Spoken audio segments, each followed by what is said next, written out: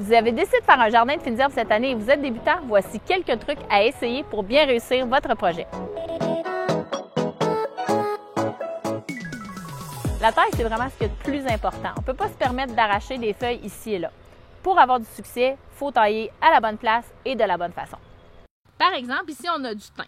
Si vous voulez utiliser du thym pour une recette, on prend une paire de ciseaux, puis on s'en va couper juste en haut d'un groupe de feuilles pour que la tige puisse continuer à pousser. Et là, on va pouvoir détacher les feuilles de notre tige pour les utiliser dans une recette. La menthe, c'est exactement le même principe. Vous voulez vous faire un mojito, vous avez besoin de quelques feuilles. Vous allez couper juste en haut d'un groupe de feuilles, comme ceci. Et on détache les feuilles qu'on va écraser pour mettre dans notre boisson préférée. L'arrosage. L'arrosage, c'est quand même quelque chose d'assez important. Les fines herbes doivent sécher entre les arrosages. Sécher en surface, bien sûr.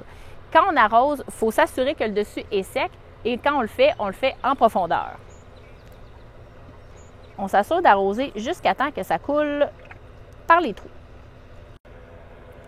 Mon truc, c'est de regrouper les fines herbes ensemble. Ça facilite leur arrosage et en plus, vous allez les utiliser davantage parce qu'elles seront plus accessibles. Est-ce qu'on donne l'engrais à nos fines herbes? Ben oui. On peut utiliser exactement le même engrais qu'on utilise pour nos légumes au potager. J'aime bien utiliser le 468 d'Actisol, qui est un engrais naturel accrédité pour la culture biologique et en plus, vous pouvez l'utiliser pour vos légumes et vos fines herbes. Donnez-en un petit peu à vos fines herbes. Elles vont vous remercier. Vous avez acheté un basilic à l'épicerie, mais il n'est pas beau comme celui-ci. C'est normal, un basilic, ça vit très très mal à l'intérieur. Le truc pour en récupérer le plus possible, c'est de le tailler et d'en manger. Mais attachez-vous pas trop, là. Il n'y a pas de recette secrète. Il faut le manger le plus rapidement possible et en racheter un autre quand c'est terminé.